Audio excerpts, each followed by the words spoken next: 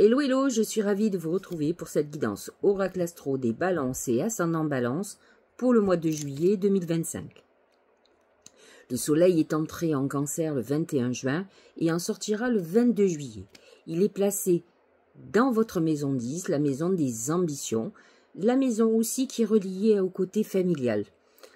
Il met en exergue vos ambitions professionnelles qui peut être opposé à vos possibilités familiales. Le Cancer n'est pas en harmonie avec la Balance et, comme vous le savez, Jupiter vient de s'installer dans le signe du Cancer pour un an, jusqu'à fin juin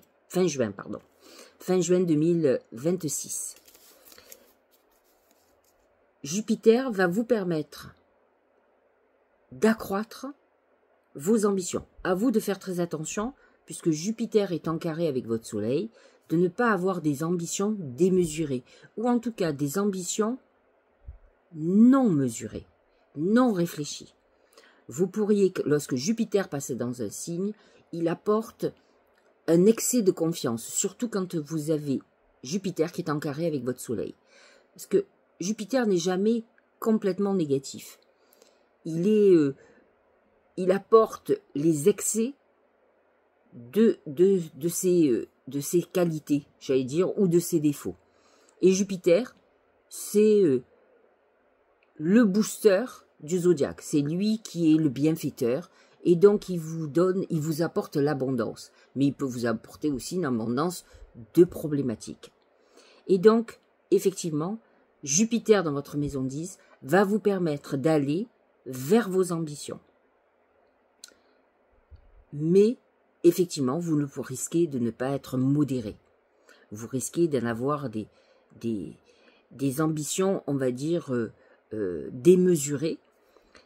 Alors, il faut savoir quand même que le Cancer représente la famille. Et donc, la maison opposée au 10, c'est-à-dire la maison 4.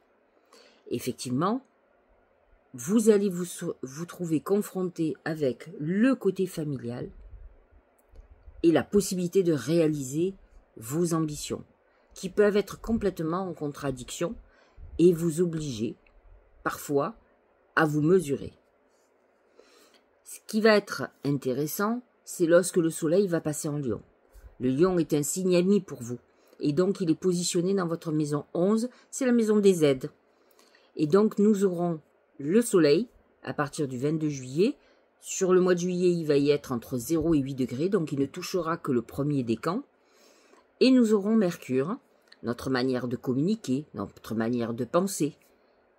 C'est une bonne configuration pour être connecté avec nos guides au niveau spirituel.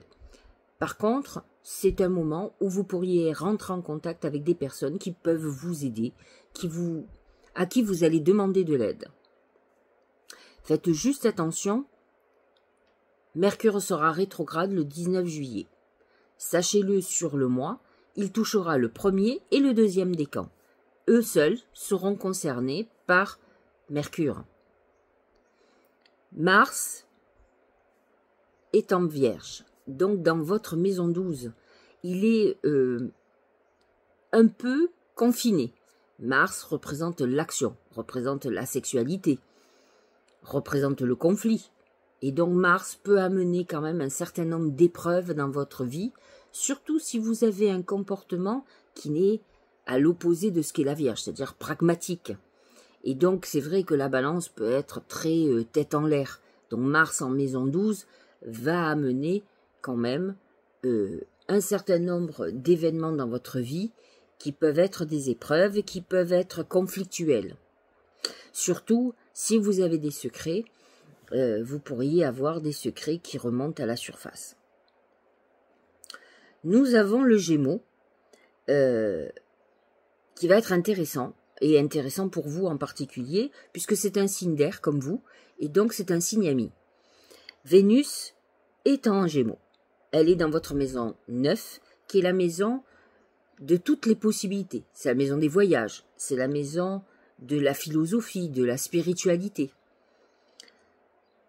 Vénus en maison 9 peut vous faire rencontrer quelqu'un dans un contexte différent du vôtre.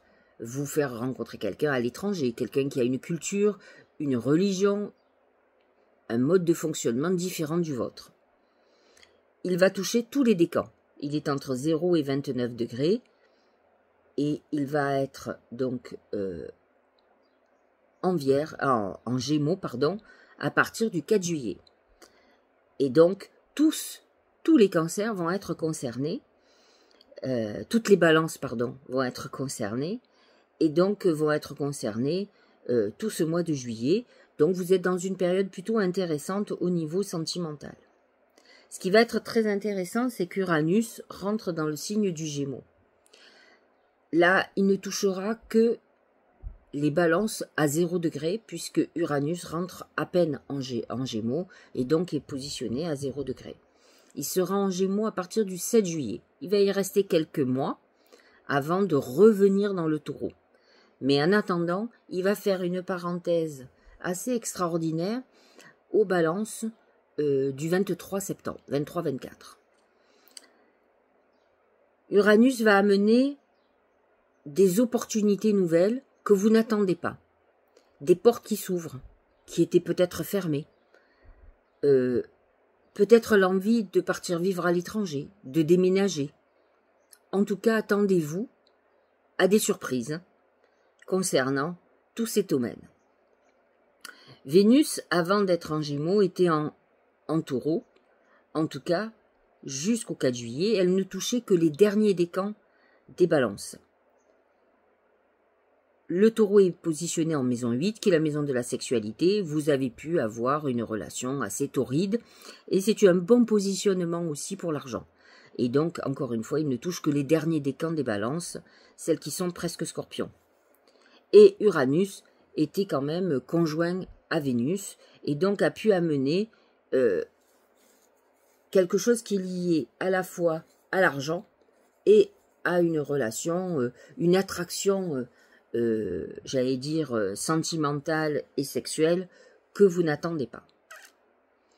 Le Bélier, lui, est positionné dans votre maison 7. Alors, comme vous le savez, je l'ai assez répété, il y a deux belles planètes qui sont Saturne, le dieu du karma et du temps, qui vient de rentrer dans le Bélier, et Neptune, qui vient de s'y installer pour de nombreuses années. Saturne, lui, est parti sur le Bélier pendant 2 ans et demi à peu près. Là, on va dire qu'il nous reste plus que 2 ans. Saturne, alors, le Bélier est votre signe complémentaire et opposé. Et donc, effectivement, positionné dans votre maison 7, ces deux planètes vont amener quelques bouleversements dans vos vies de couple. Saturne est tout bon ou tout mauvais. C'est-à-dire que si vous êtes dans une période où vous voulez vous marier, Saturne peut sceller votre couple pour toute la vie. En tout cas, pour de très nombreuses années, puisque comme je vous l'ai dit, c'est le dieu du temps, c'est Chronos.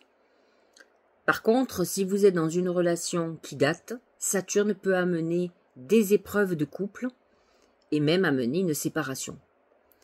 En tout cas, il va mettre l'accent sur les problématiques de votre couple.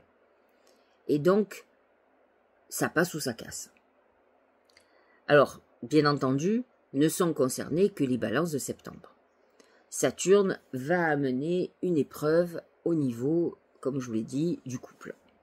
Neptune, quant à lui, positionné dans cette maison 7, peut amener quelques écarts au niveau du couple, peut amener un certain nombre d'illusions qui pourraient être à un moment donné révélées, puisque Neptune en Bélier est plus lucide que Neptune en Poisson. Alors ces deux planètes vont être rétrogrades, Saturne sera rétrograde le 14 juillet et Neptune le 5 juillet.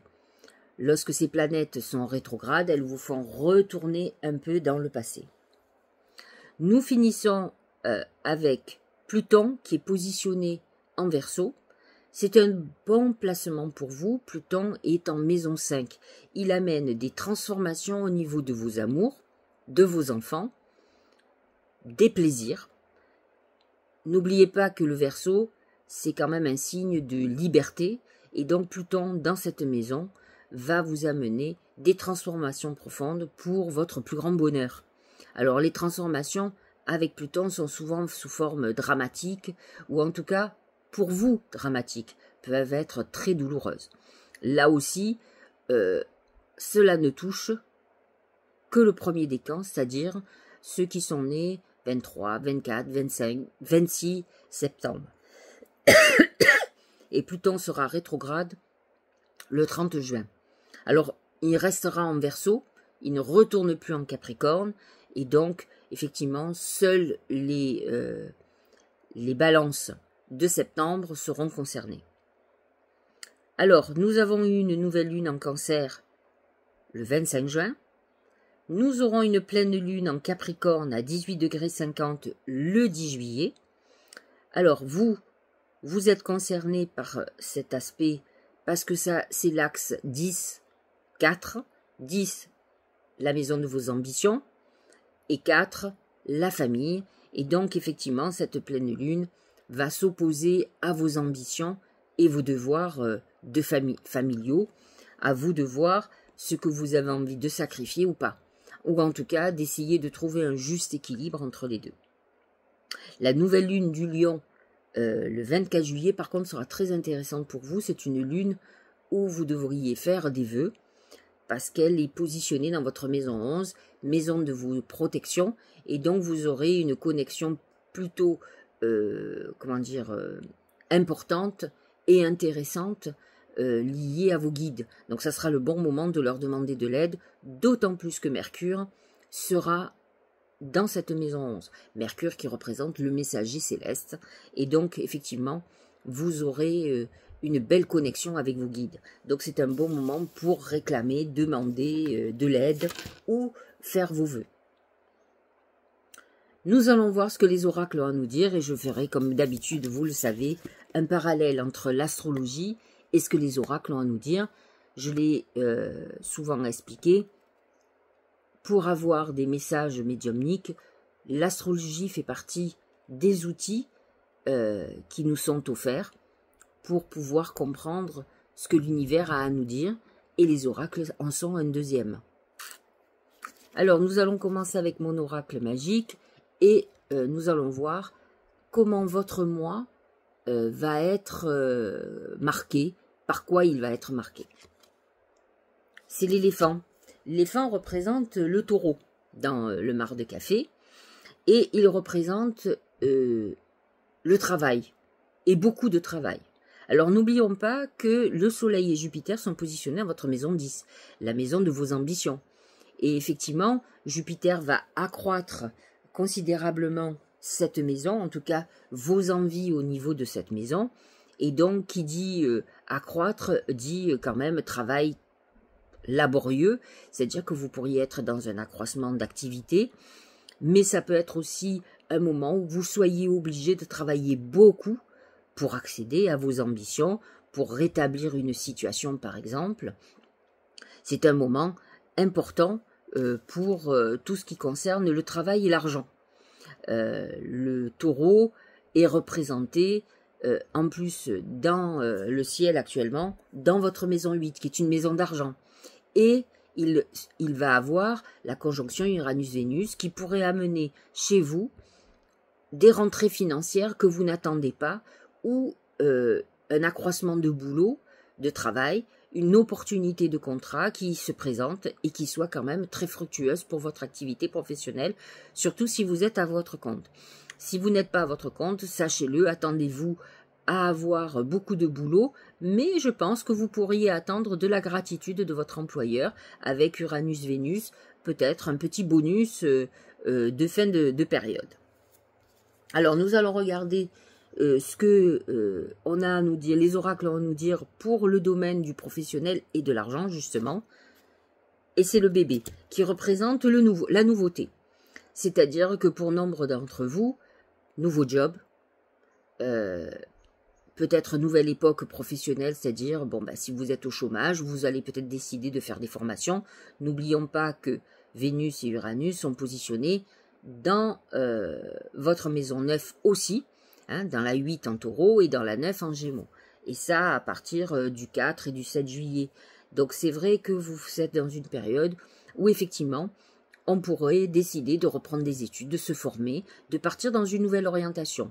Dans tous les cas, au niveau professionnel et financier, vous aurez envie de partir sur des bases nouvelles, de faire un nouveau poste, nouveau job, d'arrêter votre activité, de fonctionner différemment au niveau professionnel et financier. Au niveau sentimental, c'est la chouette. La chouette est un messager. Dans tous les cas, c'est le messager, ça peut être par exemple si vous êtes adepte de la voyance et que vous consultez quelqu'un qui est plutôt médium et qui vous annonce un événement lié à l'amour. Là, Vénus est positionnée en maison 8 jusqu'au 4 juillet et ensuite dans votre maison 9, ce qui amène une opportunité de quelqu'un qui est plutôt spirituel. Et c'est effectivement, cette chouette représente le mage, représente le visionnaire, celui qui connaît les sciences occultes. Et donc vous pourriez rencontrer quelqu'un un peu particulier, comme vous pourriez consulter un médium par exemple, qui vous annonce cette rencontre importante, qui pourrait se faire justement en soirée, sur un événement nocturne. Au niveau de la santé, c'est le djinn. Le djinn représente tout ce qui concerne les excès et qui peut poser des problèmes de santé, quels qu'ils soient. Alors, excès de sexe par exemple, hein, on a quand même Vénus et Uranus en maison 8, qui peut amener des problèmes au niveau gynécologique, des maladies vénériennes, au pire aussi le sida. On peut imaginer autre chose, hein, on peut espérer autre chose. Le djinn apporte aussi tous les excès, drogue, alcool, nourriture, toutes les addictions qui peuvent être très problématiques pour vous. N'oublions pas que Mars est en maison 12, en Vierge, qui représente la santé, et donc Mars peut amener des excès qui peuvent faire être problématiques au niveau de votre santé. Donc attention à tous vos excès, quels qu'ils soient, qui pourraient être cher payés. Alors j'ai demandé à mes guides comment la chance allait se manifester, et voici, c'est la baleine. La baleine qui représente l'abondance. N'oublions pas que Vénus est positionnée dans votre maison 8 jusqu'au 4 juillet, conjointe à Uranus elle aussi, et donc elle peut amener effectivement cette abondance. Alors, il y a une abondance d'opportunités à partir du 4 juillet lorsqu'elle va être en Gémeaux. C'est vrai qu'elle va être beaucoup plus puissante au niveau de l'argent, par exemple lorsqu'elle sera en Taureau, bien entendu. Mais c'est vrai que Jupiter positionné dans votre maison 10 peut amener quand même beaucoup d'abondance de travail et donc d'argent. Donc, surtout pour ceux qui travaillent à leur compte. Et donc, cette baleine amène ce côté et nous parle du Cancer, qui est positionné dans votre maison 10 avec vos ambitions, avec des projets nouveaux qui vont, à mon sens, être très fructueux. Au niveau du Tao, c'est l'innocence qui représente beaucoup le Cancer. Nature confiante, originalité, spontanéité, franchise, simplicité, inattendue. On va dire que le Cancer est positionné dans votre maison 10 et donc va amener un côté peut-être, je vous l'ai dit tout à l'heure, Jupiter va amener un côté un peu trop confiant. Donc faites très attention à bien vous canaliser et ne pas penser que parce que vous avez décidé que ça allait marcher, ça allait marcher. Donc il faut que vous soyez vigilant et vigilante quand même sur vos objectifs. Vous n'avez pas d'autres événements dans votre ciel qui pourraient nous parler d'innocence, à part ces planètes en Cancer dans votre maison 10. La gratitude. La gratitude est le chemin qu'emprunte la prospérité et le succès pour venir à votre rencontre. Il est très important d'être conscient de ce que l'on a et d'être ravi de ce que l'on a. Pensez que c'est un dû ou pensez que finalement on minimise ce que la vie nous a offert, c'est un manque de gratitude et c'est souvent se mettre sur le chemin de la perte justement. Et donc il est très important que vous soyez conscient ou consciente en tant que balance de ce que la vie vous a offert et de savoir remercier. Et vous verrez que l'abondance continuera. Pensez que vous méritez tout ou que vous n'avez pas assez, que vous êtes dans une soif comment dirais-je, de toujours plus, peut vous amener à perdre beaucoup. Donc, soyez très vigilants à ce niveau-là. La sagesse des blessures. Vous voyez, on a encore une chouette. Hein. Il y a quand même une notion de message, de sagesse. Avoir de la reconnaissance. Alors, c'est marrant parce que c'est exactement la gratitude. Hein. Avoir de la reconnaissance pour tout votre vécu a le pouvoir d'effacer vos anciennes cicatrices. Et effectivement, de vous amener vers le chemin de la réalisation et du succès.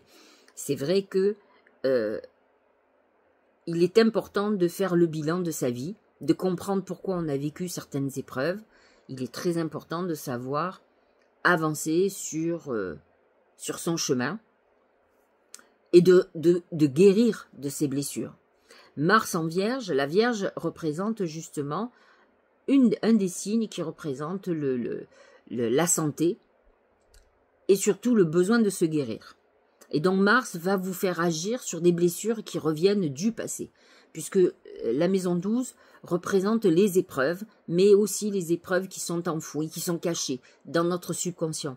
Et donc Mars va réveiller, va faire remonter la vase.